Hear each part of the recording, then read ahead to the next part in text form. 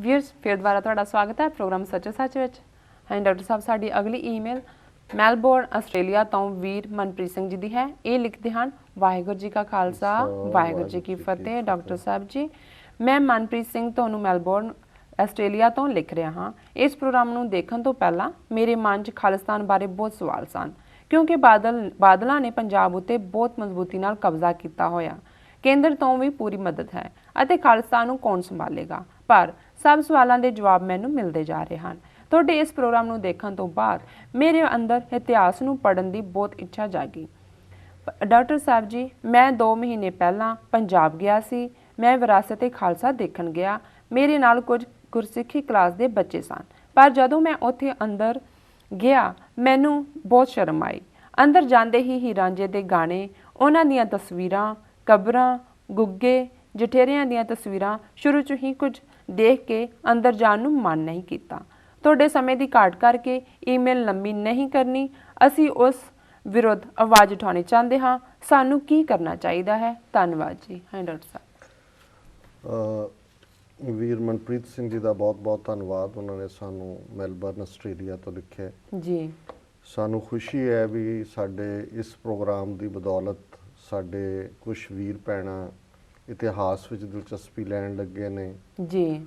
ਉਹਨਾਂ ਨੂੰ ਜਿਹੜੇ ਉਹਨਾਂ ਦੇ ਸ਼ੰਕੇ ਸਨ, ਸਵਾਲ ਸਨ, ਉਹਨਾਂ ਦੇ ਸ਼ੰਕੇ ਨਿਵਰਤ ਹੋ ਰਹੇ ਨੇ, ਉਹਨਾਂ ਨੂੰ ਸਵਾਲਾਂ ਦਾ ਜਵਾਬ ਮਿਲ ਰਿਹਾ ਜੀ। ਔਰ ਮੈਂ ਸਮਝਦਾ ਵੀ ਜਦੋਂ ਇਸ ਕਿਸਮ ਦੀਆਂ ਲਿਖਤਾਂ ਜਾਂ ਫੋਨ ਕਾਲ ਸਾਨੂੰ ਆਉਂਦੀਆਂ ਨੇ, ਸਾਨੂੰ ਵੀ ਹੌਸਲਾ ਹੁੰਦਾ ਹੈ ਜੀ ਕਿ ਵੀ ਇਹ ਨਹੀਂ ਹੈ ਵੀ 1 ਘੰਟਾ ਇੱਥੇ ਅਸੀਂ ਜਿਹੜਾ ਵੇਸਟ ਕਰਕੇ ਚਲੇ ਜਾਂਦੇ ਹਾਂ, ਆਪਣੀ ਗੱਲ ਕਰਕੇ ਉਸ ਦਾ ਕੋਈ ਅਸਰ ਨਹੀਂ ਹੁੰਦਾ ਜੀ। ਪਰ ਅਸੀਂ ਸਮਝਦੇ ਹਾਂ ਵੀ ਮੇਰੇ ਇੱਕ ਹੋਰ ਮਿੱਤਰ ਨੇ ਡਾਕਟਰ, ਉਹ ਇੱਥੇ ਮੈਨੂੰ ਕਹਿ ਰਹੇ ਸੀ ਕਿ ਤੁਹਾਡਾ ਜਿਹੜਾ ਪ੍ਰੋਗਰਾਮ ਹੈ ਇਸ ਦਾ ਸਨੋਬਾਲ ਇਫੈਕਟ ਹੈ। ਸਨੋਬਾਲ ਹੁੰਦਾ ਹੈ ਕਿ ਵੀ ਇਹ ਪਿਕ ਕਰ ਰਿਹਾ। ਔਰ ਉਹਨਾਂ ਨੇ ਕਿਹਾ ਵੀ ਜਿਸ ਤਰੀਕੇ ਦੇ ਨਾਲ ਇਹ ਸਾਰਾ ਦਾਇਰਾ ਬਣ ਰਿਹਾ, ਬਹੁਤ ਜਲਦੀ ਜਿਹੜਾ ਇਹ ਦੁਨੀਆ ਭਰ ਦੇ ਮੋਸਟ ਜਿੰਨੇ TV ਪ੍ਰੋਗਰਾਮ ਚੱਲਦੇ ਨੇ ਉਹਨਾਂ ਦੇ ਵਿੱਚ ਇੱਕ ਪਪੂਲਰ ਪ੍ਰੋਗਰਾਮ ਹੋਏਗਾ ਸਿੱਖਾਂ ਦੇ ਹਵਾਲੇ ਨਾਲ ਜੀ। ਸੋ ਇਸ ਕਿਸਮ ਦੇ ਜਿਹੜੇ ਐਨਕਰੇਜਿੰਗ ਕਾਮੈਂਟ ਨੇ ਉਹ ਵੀ ਹੌਸਲਾ ਦਿੰਦੇ ਨੇ ਜੀ ਜੀ।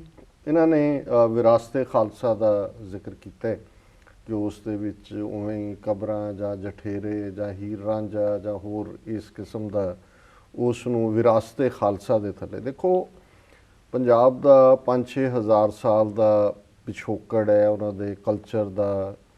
ਪਾਕਿਸਤਾਨ ਬੜਾ ਰਿਚ ਹੈ ਇਸ ਲਿਹਾਜ਼ ਨਾਲ। ਤਕਸ਼ਲਾ ਜੀ ਜਿਹਨੂੰ ਟੈਕਸਲਾ ਕਿਹਾ ਜਾਂਦਾ ਹੈ, ਰਾਵਲਪਿੰਡੀ ਦੇ ਨੇੜੇ, ਜਿੱਥੇ ਕਿ ਪੁਰਾਣੀ ਜਿਹੜੀ ਇੰਡਸ ਵੈਲੀ ਸਿਵਲਾਈਜੇਸ਼ਨ ਹੈ ਜੀ, ਉਹਦਾ ਆਧਾਰ ਸੀ। ਪੰਜਾਬ ਦੇ ਫੋਕਲੋਰ 'ਚ ਹੀਰ ਰਾਂਝਾ, ਸੱਸੀ ਪੁੰਨੂ, ਮਿਰਜ਼ਾ ਸਾਹਿਬਾਂ, ਇਹ ਸਾਰੇ ਲੈਲਾ ਮਜਨੂ, ਇਹ ਭਾਵੇਂ ਮਿਡਲ ਈਸਟ 'ਚੋਂ ਆਏ ਹੈ ਜੀ, ਇਹ ਸਾਰੇ ਪਾਤਰ ਵੀ ਨੇ।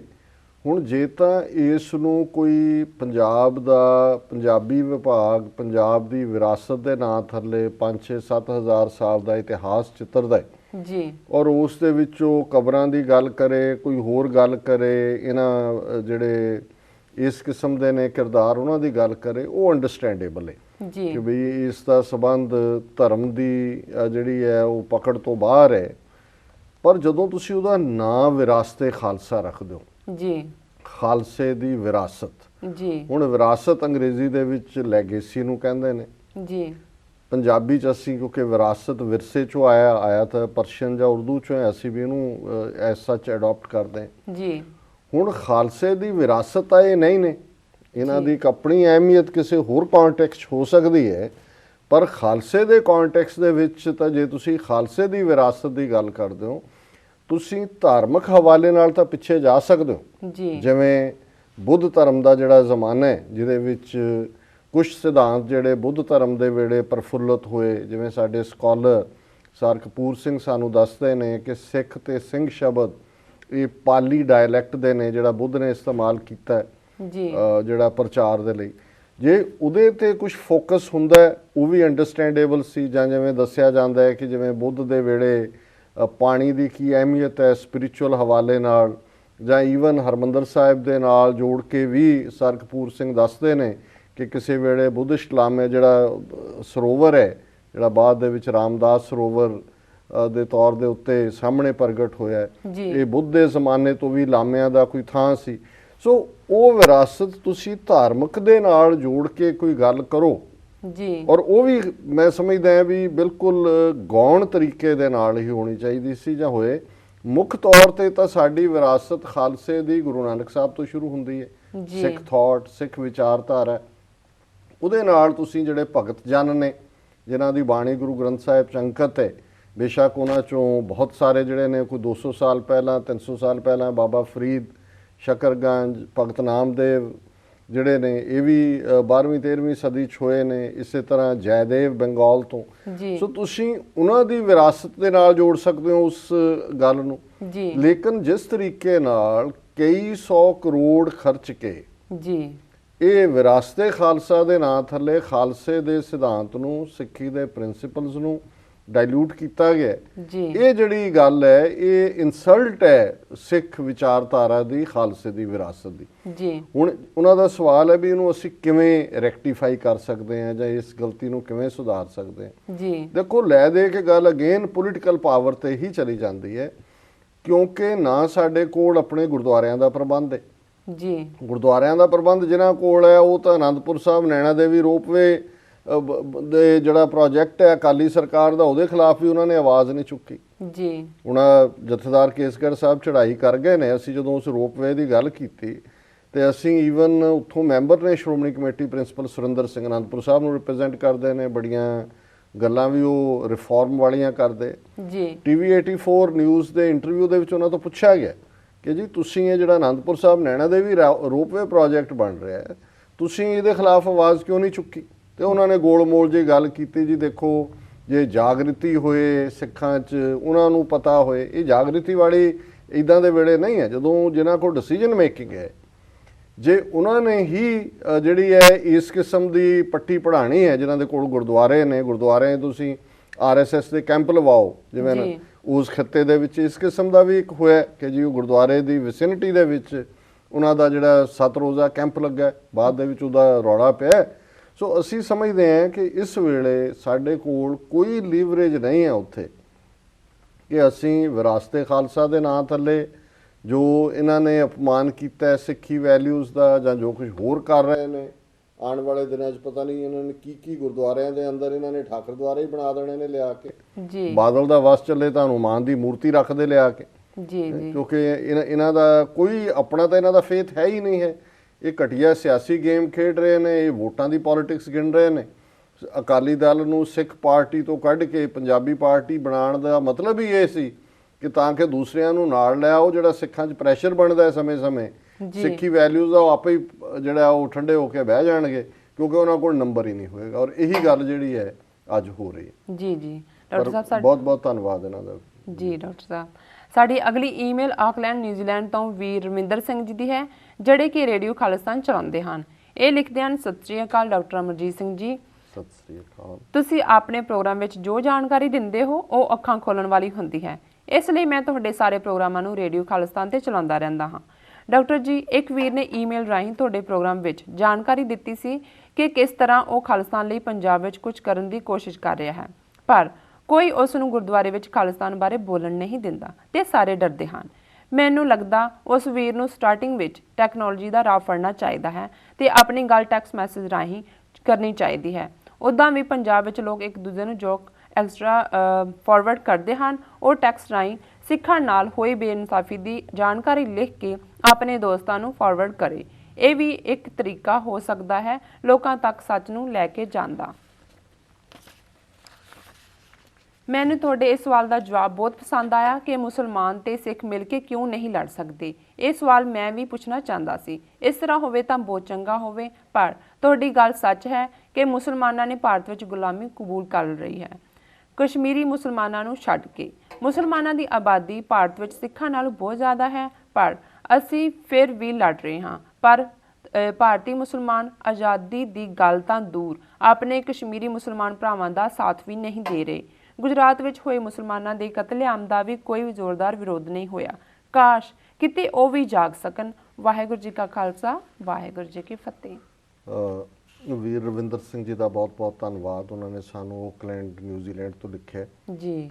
ਜਦੋਂ ਇਹਨਾਂ ਦੀ ਪਹਿਲੀ ਲਿਖਤ ਆਈ ਤੇ ਉਦੋਂ ਗੱਲਬਾਤ ਦੇ ਵਿੱਚ ਮੈਂ ਕਿਹਾ ਕਿ ਜੀ ਸਾਨੂੰ ਖੁਸ਼ੀ ਹੈ ਵੀ ਉਹਨਾਂ ਨੇ ਨਿਊਜ਼ੀਲੈਂਡ ਦੀ ਰਾਜਧਾਨੀ ਆਕਲੈਂਡ ਤੋਂ ਸਾਨੂੰ ਲਿਖਿਆ। ਜੀ ਪਰ ਮੈਂ ਦੇਖ ਰਿਹਾ ਸੀ YouTube ਤੇ ਸਾਡੇ ਇੱਕ ਵੀਰ, ਸ਼ਾਇਦ ਹਿਰਦੇਪਾਲ ਸਿੰਘ ਸੰਧੂ ਉਹਨਾਂ ਦਾ ਨਾਮ ਹੈ ਜੀ ਉਹਨਾਂ ਨੇ ਸਾਨੂੰ ਕਰੈਕਟ ਕੀਤਾ ਹੈ ਕਿ ਉਹਨਾਂ ਨੇ ਕਿਹਾ ਕਿ ਜੀ ਓਕਲੈਂਡ ਰਾਜਧਾਨੀ ਨਹੀਂ ਹੈ ਜੀ ਵਿਲਿੰਗਟਨ ਹੈ। ਸੋ ਜੀ, ਮੈਂ ਜੀ। ਪਹਿਲਾਂ ਤਾਂ ਇਸ ਗਲਤੀ ਦੀ ਮਾਫੀ ਚਾਹੁੰਦਾ ਜੀ ਕਿਉਂਕਿ ਬਹੁਤ ਵਾਰੀ ਕਈ ਸ਼ਹਿਰ ਇੰਨੇ ਪਪੂਲਰ ਹੋ ਜਾਂਦੇ ਨੇ ਕਿ ਤੁਹਾਨੂੰ ਲੱਗਦਾ ਹੈ ਕਿ ਵੀ ਉਸ ਦਾ, ਕਿਉਂਕਿ ਓਕਲੈਂਡ ਦੇ ਵਿੱਚ ਗੁਰਦੁਆਰੇ ਵੀ ਨੇ, ਬਹੁਤ ਵਾਰੀ ਸਿੱਖਾਂ ਦੇ ਹਵਾਲੇ ਨਾਲ ਉੱਥੋਂ ਹੀ ਗੱਲ ਹੁੰਦੀ ਹੈ।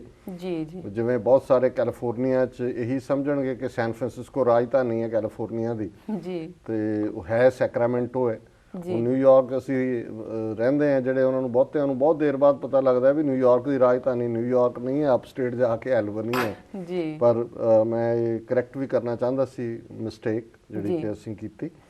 ਇਹਨਾਂ ਨੇ ਦੋ ਗੱਲਾਂ, ਇੱਕ ਤਾਂ ਇਹਨਾਂ ਨੇ ਉਸ ਵੀਰ ਨੂੰ, ਜਿਹੜਾ ਵੀਰ ਸ਼ਾਇਦ ਸਾਡੇ ਨਾਲ ਨਾਰਾਜ਼ ਹੀ ਹੋ ਗਿਆ ਹੈ, ਹੁਸ਼ਿਆਰਪੁਰ ਤੋਂ ਲਿਖਣ ਵਾਲਾ ਹੈ, ਕਿਉਂਕਿ ਉਹਨਾਂ ਨੂੰ ਅਸੀਂ ਥੋੜੇ ਜਿਹੇ ਡਾਂਟਿਆ ਸੀ ਤੇ ਇਹਨਾਂ ਨੇ ਉਹਨਾਂ ਨੂੰ ਤਜਵੀਜ਼ ਕੀਤਾ ਹੈ ਕਿ ਵੀ ਉਹ ਈਮੇਲ ਔਰ ਟੈਕਸਟ ਮੈਸੇਜ ਜੀ ਦੇ ਰਾਹੀਂ ਸਮਝਾਉਣ। ਦੇਖੋ ਅਸੀਂ ਥੋੜੇ ਜਿਹੇ ਇਸ ਪ੍ਰਤੀ ਚੇਤਾਵਨੀ ਦੇਣਾ ਚਾਹੁੰਦੇ ਹਾਂ, ਜੋ ਖਬਰਾਂ ਪਿਛਲੇ ਹਫਤੇ 2 ਹਫਤੇ 'ਚ ਆ ਰਹੀਆਂ, ਹਾਲਾਂਕਿ ਮੈਨੂੰ ਤਾਂ ਪਹਿਲਾਂ ਤੋਂ ਹੀ ਲੱਗਦਾ ਸੀ ਕਿ ਵੀ ਇਹਨਾਂ ਨੇ ਇਹ ਮੋਨੀਟਰ ਕਰਦੇ ਨੇ। ਜੀ ਸੋ ਹੁਣ ਇਹ ਕੋਈ ਨਾ ਕੋਈ ਬਹਾਨੇ ਦੇ ਨਾਲ, ਜੇ ਆਉਣ ਵਾਲੇ ਸਮੇਂ 'ਚ ਇਹਨਾਂ ਨੇ ਜਿਸ ਕਿਸਮ ਦੀ ਸਿੱਖਾਂ ਦੇ ਖਿਲਾਫ ਨੀਤੀ ਲਈ ਹੈ, ਕੋਈ ਵੀ ਚੀਜ਼ ਜਿਹੜਾ ਰਿਟਨ ਵਰਡ ਹੈ ਜਿਹਦਾ ਸਬੂਤ ਟੈਕਸਟ ਮੈਸੇਜ ਹਮੇਸ਼ਾ ਰਿਕਾਰਡ 'ਚ ਹੁੰਦੇ, ਤੁਸੀਂ ਕੰਪਿਊਟਰ ਹੈ ਡਿਲੀਟ ਵੀ ਕਰ ਦਿਓ, ਦੂਜਾ ਹਾਰਡ ਡਰਾਈਵ ਚੁੱਕ ਕੇ ਲੈ ਜਾਂਦੇ ਨੇ, ਉਹਨਾਂ ਦੇ ਵਿੱਚ ਤੁਹਾਡਾ ਸਟੱਫ ਪਿਆ ਹੁੰਦਾ। ਜੀ ਜੀ ਸੋ ਮੈਂ ਸਮਝਦਾ ਕਿ ਵੀ ਇਹ ਜਿਹੜਾ, ਇਸ ਗੱਲ ਤੋਂ ਵੀ ਸਾਨੂੰ ਸੁਚੇਤ ਰਹਿਣਾ ਚਾਹੀਦਾ ਹੈ, ਕਿਉਂਕਿ ਬਹੁਤ ਵਾਰੀ ਆਪਣੇ ਵੀਰ ਭੈਣਾਂ ਭਾਵੁਕ ਹੋ ਜਾਂਦੇ ਨੇ, ਜੀ ਫਿਰ ਬਿਲਕੁਲ ਖਾਲਸਾਈ ਰੋਹ ਦੇ ਵਿੱਚ ਲਿਖਦੇ ਨੇ ਤੇ ਉਹਨੂੰ ਉਹ ਸਬੂਤ ਬਣਾ ਲੈਂਦੇ ਨੇ ਜੀ ਕਿ ਜੀ ਆਹ ਜਿਹੜੇ ਹੈ ਇਹ ਕਾਰਵਾਈ ਇਹਨਾਂ ਨੇ ਕਰਨੀ ਸੀ। ਸੋ ਲੇਕਿਨ ਫਿਰ ਵੀ ਉਹਨਾਂ ਦਾ ਜਦੋਂ ਲੇਟੈਸਟ ਟੈਕਨੋਲੋਜੀ ਇਸਤੇਮਾਲ ਕਰਨ ਦੀ ਗੱਲ ਹੈ, ਸੋ ਉਹਦੇ 'ਚ ਮੈਂ ਸਮਝਦਾ ਵੀ ਇਹ ਰੇਡੀਓ ਟੈਲੀਵਿਜ਼ਨ, ਇਹ ਵੀ ਸਾਰੇ ਤੌਰ ਤਰੀਕੇ ਜਿਹੜੇ ਨੇ, ਜਾਂ ਆਪਸੀ 1 to 1 ਮੁਲਾਕਾਤਾਂ ਵੀ ਹੋ ਸਕਦੀਆਂ ਨੇ। ਜੀ ਔਰ ਉਹਨਾਂ ਨੇ ਅਖੀਰ ਦੇ ਵਿੱਚ ਜਿਹੜਾ ਭਾਰਤ ਦੇ ਮੁਸਲਮਾਨਾਂ ਪ੍ਰਤੀ ਕਿਹਾ ਕਿ ਜੀ ਉਹਨਾਂ ਨੇ ਗੁਲਾਮੀ ਕਬੂਲ ਲਈ ਹੈ। ਜੀ ਦੇਖੋ ਮੁਸਲਮਾਨਾਂ ਦੀ ਆਬਾਦੀ ਭਾਰਤ ਦੇ ਵਿੱਚ 150 ਮਿਲੀਅਨ ਹੈ, 150 ਮਿਲੀਅਨ। ਜੀ ਜੀ ਇਹਦੇ 'ਚ ਕੋਈ ਸ਼ੱਕ ਨਹੀਂ ਹੈ ਕਿ ਉਹਨਾਂ ਦਾ ਇੱਕ ਵੱਡਾ ਹਿੱਸਾ ਕਸ਼ਮੀਰੀ ਮੁਸਲਮਾਨਾਂ ਨੂੰ ਛੱਡ ਕੇ ਉਹ ਪੋਲੀਟੀਕਲੀ ਉਸ ਲੈਵਲ ਤੇ ਅੱਗੇ ਆ ਕੇ ਕੋਈ ਐਕਟਿਵਿਜ਼ਮ ਨਹੀਂ ਕਰਦਾ। ਪਰ ਇਹਦਾ ਮਤਲਬ ਇਹ ਨਹੀਂ ਹੈ ਕਿ ਉਹਨਾਂ ਦੀ ਸਟਰੈਂਥ ਨਹੀਂ ਹੈ। ਹੁਣ ਬੰਗਾਲ ਦੇ ਵਿੱਚ ਮਮਤਾ ਬੈਨਰਜੀ ਰੇਲਵੇ ਮਿਨਿਸਟਰ ਸੀ ਵਾਜਪਾਈ ਦੀ ਕੈਬਨਿਟ 'ਚ, ਜਦੋਂ 2002 ਦੇ ਵਿੱਚ ਗੁਜਰਾਤ 'ਚ ਕਤਲੇਆਮ ਹੋਇਆ ਮੁਸਲਮਾਨਾਂ ਦਾ, ਜੀ ਉਹਨੇ ਰਿਜ਼ਾਈਨ ਕਰ ਦਿੱਤਾ ਸੀ, ਕਿਉਂਕਿ ਵੈਸਟ ਬੰਗਾਲ ਦੇ ਵਿੱਚ ਲਗਭਗ 25% ਜਿਹੜੀ ਆਬਾਦੀ ਆ ਉਹ ਮੁਸਲਮਾਨਾਂ ਦੀ ਹੈ। ਜੀ ਸੋ ਉਹਨਾਂ ਦਾ ਕੋਲ ਵੋਟ ਬੈਂਕ ਆ। ਹੁਣ ਯੂਪੀ ਦੇ ਵਿੱਚ ਅਸੈਂਬਲੀ ਇਲੈਕਸ਼ਨਾਂ ਹੋਈਆਂ ਨੇ, ਲਗਭਗ 90 ਤੋਂ 95 ਤੱਕ ਜਿਹੜੇ ਮੈਂਬਰ ਪਾਰਲੀਮੈਂਟ, ਜਿਹੜੇ MLA ਨੇ ਸਟੇਟ ਅਸੈਂਬਲੀ ਦੇ, ਉਹ ਮੁਸਲਮਾਨ ਨੇ। ਜੀ ਨਤੀਸ਼ ਕੁਮਾਰ ਬਿਹਾਰ ਦਾ, ਉਹਨੇ ਮੁਸਲਮਾਨ ਵੋਟਾਂ ਨੂੰ ਮੱਦੇਨਜ਼ਰ ਰੱਖਦਿਆਂ ਹੀ ਬੀਜੇਪੀ ਨਾਲੋਂ ਤੋੜ ਵਿਛੋੜਾ ਕਰ ਲਿਆ। ਜੀ ਸੋ ਉਹਨਾਂ ਕੋਲ ਉਹ ਲੋ ਲਾਈਂਗ ਨੇ, ਪਰ ਜਿਵੇਂ ਮੈਂ ਪਹਿਲਾਂ ਇੱਕ ਈਮੇਲ ਨੂੰ ਰਿਸਪੌਂਡ ਕਰਦਿਆਂ ਕਿਹਾ ਵੀ ਉਹਨਾਂ ਨੇ ਆਪਣੇ ਧਰਮ ਨੂੰ ਪੋਲਿਊਟ ਨਹੀਂ ਹੋਣ ਦਿੱਤਾ ਜਿਵੇਂ ਅਸੀਂ ਕਰ ਲਏ। ਜੀ ਜੀ ਅਸੀਂ ਤਾਂ ਇਹਨਾਂ ਦੇ ਵਿੱਚ, ਇਹਨਾਂ ਨੂੰ ਵਿੱਚ ਵਾੜ ਲਿਆ ਕੇ। ਸੋ ਉਹ ਭਾਵੇਂ ਗੁਰਬਤ 'ਚ ਨੇ, ਗਰੀਬੀ ਵੀ ਬਹੁਤ ਹੈ, ਕਿਉਂਕਿ ਇਹਨਾਂ ਨੇ 66 ਸਾਲਾਂ 'ਚ ਉਹਨਾਂ ਨੂੰ ਉੱਠਣ ਹੀ ਨਹੀਂ ਦਿੱਤਾ ਹੈ। ਜੀ ਪਰ ਇਹਦੇ ਬਾਵਜੂਦ ਉਹਨਾਂ ਦਾ ਅਕੀਦਾ, ਉਹਨਾਂ ਦਾ ਧਰਮ, ਅੱਜ ਵੀ ਜੇ ਰਮਜ਼ਾਨ ਚੱਲ ਰਿਹਾ ਹੈ ਤਾਂ ਭਾਰਤ ਭਰ ਦੇ ਮੁਸਲਮਾਨ ਜਿਹੜੇ ਨੇ ਉਹ ਰੋਜ਼ੇ ਵੀ ਰੱਖਦੇ ਨੇ। ਉਹਨਾਂ ਦਾ ਉਹੀ ਸਿੰਪਲਿਸਟਿਕ ਜੋ ਤਰੀਕੇ ਇਸਲਾਮ ਨੇ ਦਿੱਤੇ ਨੇ, ਉਹਨਾਂ ਦੇ ਉਹ ਪਾਬੰਦ ਨੇ। ਮਸੀਤਾਂ 'ਚ ਉਹਨਾਂ ਦੇ ਜਿਹੜੇ ਖੁਤਬੇ ਵੀ ਹੁੰਦੇ ਨੇ, ਉਹਨਾਂ ਦੇ ਜਿਹੜੇ ਸਕੂਲ ਆਫ ਥਾਟ, ਉਹ ਬਰੇਲਵੀ ਸਕੂਲ ਹੈ ਜਾਂ ਦਿਓਬੰਦ ਹੈ, ਉਸੇ ਤਰ੍ਹਾਂ ਆਪਣੇ ਫਤਵੇ ਵੀ ਜਾਰੀ ਕਰਦੇ ਨੇ। ਭਾਰਤ ਦੇ ਸੰਵਿਧਾਨ 'ਚ ਉਹਨਾਂ ਨੇ ਆਪਣਾ ਪਰਸਨਲ ਲਾਅ ਵੀ ਲਿਆ ਹੋਇਆ ਹੈ ਔਰ ਉਹ ਸੌਖੇ ਕੀਤੇ, ਕੋਈ ਸਰਕਾਰ ਉਹਨਾਂ ਦੇ ਮਜ਼ਹਬ ਦੇ ਵਿੱਚ ਦਖਲ ਅੰਦਾਜ਼ੀ ਨਹੀਂ ਕਰ ਸਕਦੀ। ਵੈਸਟ ਬੰਗਾਲ ਵਰਗੀਆਂ ਥਾਵਾਂ ਤੇ ਤਾਂ ਉਹਨਾਂ ਦੇ ਮਦਰਸਿਆਂ ਨੂੰ ਔਰ ਈਵਨ ਮੌਲਵੀਆਂ ਨੂੰ ਵੀ ਜਿਹੜੀ ਹੈ ਗਵਰਨਮੈਂਟ ਉਹ ਰੈਗੂਲਰ ਪੈਸੇ ਦਿੰਦੀ ਹੈ। ਸੋ ਉਹਨਾਂ ਦੇ ਕੋਲ ਕਿਉਂਕਿ ਨੰਬਰ ਹੈ, ਪਰ ਉਹ ਵੋਕਲ ਹੋ ਕੇ, ਕਿਉਂਕਿ ਉਹ ਇਹ ਮੰਨ ਬੈਠੇ ਨੇ ਕਿ ਬਈ ਸਾਡੇ ਲਈ ਪਾਕਿਸਤਾਨ ਬਣ ਗਿਆ ਸੀ, ਹੁਣ ਸਾਡੇ ਨਾਲ ਦੂਸਰੇ ਦਰਜੇ ਦੇ ਸ਼ਹਿਰੀ ਵਾਲਾ ਜਿਹੜਾ ਵਰਤਾਰਾ ਹੋਣਾ ਹੀ ਹੋਣਾ ਹੈ। ਪਰ ਇਹਦਾ ਮਤਲਬ ਇਹ ਨਹੀਂ ਹੈ ਵੀ ਉਹਨਾਂ ਨੇ ਗਿਵ ਅਪ ਕਰ ਦਿੱਤਾ। ਨਹੀਂ, ਇਹ ਗੱਲ ਠੀਕ ਨਹੀਂ ਹੈ। ਪਰ ਜਿਵੇਂ ਪਹਿਲਾਂ ਮੈਂ ਕਿਹਾ ਵੀ ਸਾਡੀ ਜਿਹੜੀ ਡੈਸਟਨੀ ਹੈ ਉਸ ਥਾਂ ਤੇ, ਉਹ ਸਿੱਖਾਂ, ਮੁਸਲਮਾਨਾਂ, ਦਲਿਤਾਂ, ਈਸਾਈਆਂ, ਬੌਧੀਆਂ, ਆਦੀਵਾਸੀਆਂ ਸਭ ਦੀ ਸਾਂਝੀ ਹੈ। ਔਰ ਇਹ ਪਲੇਟਫਾਰਮ ਉੱਥੇ ਵੀ ਔਰ ਇੱਥੇ ਵੀ, ਜਿੱਥੇ ਜਿੱਥੇ ਭਾਵੇਂ ਥੋੜੀ ਗਿਣਤੀ ਵੀ ਹੋਏ, ਸਾਨੂੰ ਆਪਸ ਨੇੜੇ ਆਉਣ ਦਾ ਯਤਨ ਕਰਨਾ ਪਏਗਾ ਔਰ ਕਰਨਾ ਚਾਹੀਦਾ। ਜੀ ਡਾਕਟਰ ਸਾਹਿਬ, ਤੁਹਾਡਾ ਬਹੁਤ ਬਹੁਤ ਧੰਨਵਾਦ। ਤੁਸੀਂ ਸਾਡੇ ਦਰਸ਼ਕਾਂ ਵੱਲੋਂ ਆਈਆਂ ਈਮੇਲਸ ਉੱਪਰ ਆਪਣੇ ਵਿਚਾਰਾਂ ਦੀ ਰੋਸ਼ਨੀ ਪਾਈ। ਤੇ ਹੁਣ ਅਸੀਂ ਇੱਥੇ ਲੈਣੇ ਆ ਇੱਕ ਛੋਟਾ ਬ੍ਰੇਕ। ਵੀਰ ਤੁਸੀਂ ਸਾਡੇ ਨਾਲ ਇਸ ਤਰ੍ਹਾਂ ਹੀ ਜੁੜੇ ਰਹੋ। ਮਿਲਦੇ ਹਾਂ ਆਫਟਰ ਦਿਸ ਸ਼ਾਰਟ ਬ੍ਰੇਕ।